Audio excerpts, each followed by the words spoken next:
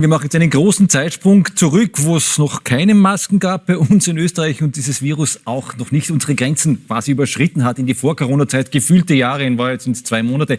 Damals hat uns unser ehemaliger ORF-Kollege und jetziger Pilot Bernhard Knappe hier im Studio besucht. Er lebt mittlerweile in Taiwan und damals, wie er bei uns im Studio war, gab es gerade den ersten Todesfall in seiner neuen Heimat. Jetzt wollen wir nachfragen, wie es ihm heute geht und sind mit ihm via Skype verbunden. Bernhard Knappe, liebe Grüße nach Taiwan. Ich hoffe, du kannst uns hören. Hallo Martin, ja, ich kann dich gut hören und ich kann schönen guten Abend sagen aus Taiwan. Wir haben fast Mitternacht hier und schönen späten Nachmittag nach Österreich. Großartig, das geht um den halben Globus, wirklich erstaunlich.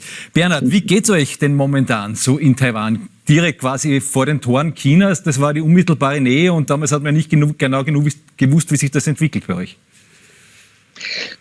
Ich lebe jetzt seit fast 4 Jahren in diesem wunderschönen Land und habe mit großer Faszination beobachtet, wie dieses Land, wie Taiwan, auf eine unglaubliche Art und Weise nicht nur diesen Kampf gegen das Coronavirus gewonnen hat, sondern es hat es nie aufkommen lassen. Es hat diese Problematik fast nie aufkommen lassen. Wir haben bis zum heutigen Tag, und du hast ganz richtig gesagt, wir leben hier eigentlich in der Höhle des Löwen oder zumindest in der Anfangszeit des Coronavirus war das so, nämlich westlich von uns China, nördlich von uns Korea, nordöstlich von uns Japan. Da ist alles ausgebrochen und wir waren mittendrin. Und Taiwan hat es wirklich geschafft, muss man sich vorstellen, bei 24 Millionen Einwohnern und bei einer Größe des Landes von einem Drittel von Österreich circa. Also das heißt, viel, viel mehr Leute auf einem Platz. Noch dazu ist Taiwan ein einziger großer Berg, 4000 Meter hoch. Und die Leute können nur rundherum quasi in einem Ring rund um diesen Berg wohnen. Also hier ist es so eng wie fast nirgends. Wir haben es bis heute, also Taiwan hat es bisher heute geschafft, dass wir nur 438 Infizierte haben, ich habe gerade nachgesehen, und nur unter Anführungszeichen 6 Tote. Und das bei 24 Millionen Einwohnern. Das ist eine fantastische, ja. Das sind unglaubliche Zahlen eigentlich jetzt vergleichsweise. Mit welchen Maßnahmen war das möglich? Man hat in Taiwan von der ersten Stunde an, und das ist wirklich buchstäblich, von der ersten Stunde an, auf Masken gesetzt.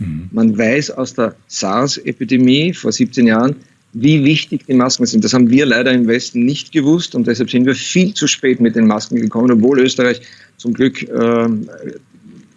doch eines der ersten europäischen Länder war, das dann mit den Masken gekommen ist. Und das ist der Hauptgrund, warum das so gut gegangen ist. Ja. Du hast ja auch einen Selbstversuch gemacht mit den Masken, mit dem du probiert hast, wie wasserdurchlässig das tatsächlich ist. Ich glaube, wir haben da auch ein paar Bilder davon. Genau, das ist, wie gesagt, dort ja gang und gäbe mit den Masken, aber das war ja nicht die einzige Maßnahme, obwohl man ja sagen muss, es gab in Taiwan keinen Lockdown. Also das Leben ist weitergegangen, unter Anführungszeichen normal. Das ist eine der größten Faszinationen, die ich hier erlebt habe. Hier gab es keine einzige Lockdown-Phase bis heute.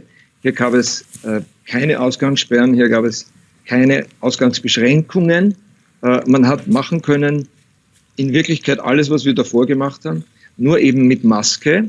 Wir haben unter anderem keine Schule hier jemals geschlossen gehabt. Wir haben, alle Geschäfte waren offen jederzeit, Restaurants waren offen, die Bars waren offen, sogar Clubs waren offen in der Nacht, aber eben alle immer mit den Masken.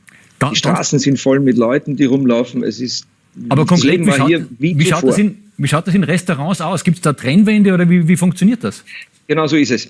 Da versucht man auch ganz, ganz kreativ zu sein. Das heißt, es werden nicht alle Tische mit sogenannten Trennwänden, ich glaube, ihr zeigt es jetzt im Bild, ich kann es nicht sehen von hier aus. Das heißt, es werden Trennwände aufgestellt, dass man, wenn man nicht wirklich jetzt eine Familie ist, dann kann man über diese Trennwände auch mit fremden Menschen sozusagen essen und sprechen, ohne dass man quasi die Tröpfchenübertragung entweder ins Essen oder auch überhaupt ins Gesicht des anderen ermöglichen kann. Man kann aber trotzdem noch miteinander sprechen. Das ist eine ganz, ganz smarte Idee, die Taiwanesen gehabt haben. Und es gibt ja auch eine eigene Stehordnung in Aufzügen, habe ich gehört, oder? Genau. Genau das wollte ich gerade sagen. In den Aufzügen, in den Liften wird am Boden ganz genau markiert, da werden die Füße in die genau richtige Richtung markiert, wie man wo stehen soll. Und es ist dann natürlich immer so, dass man mit dem Gesicht zur Wand steht, damit man eben nicht rein steht, wie man normalerweise im Lift stehen würde und vielleicht jemand anderen dann wieder ansprühen würde mit irgendwelchen Tröpfchen. Und bei Sportveranstaltungen muss man auch auf Schlachtenbummler nicht verzichten, habe ich gehört, da gibt es Roboter, die aushelfen. Ganz kurios, ganz kurios. Bei uns spielt man bereits wieder Fußballmeisterschaften, Baseballmeisterschaften, auch Basketball. Hier gibt man unter anderem tatsächlich Roboter, richtige Roboter mit Kopf und Armen und so weiter, die mit Trommeln und anderen lauten Gegenständen ausgerüstet sind und die trommeln dann ganz laut und machen einen riesengroßen Lärm, um dann quasi im Stadion die Fans zu ersetzen.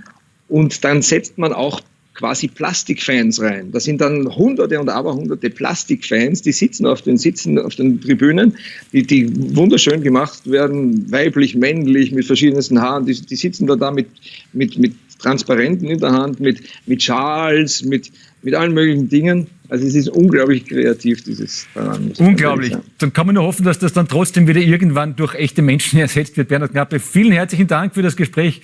Ganz liebe Grüße nach Taiwan. Wir hoffen, dich dann auch in absehbarer Zeit wieder in Wien und bei uns im Studio 2 begrüßen zu dürfen. Dankeschön. Liebe Grüße. Danke. Alles Gute nach Österreich und gesund bleiben.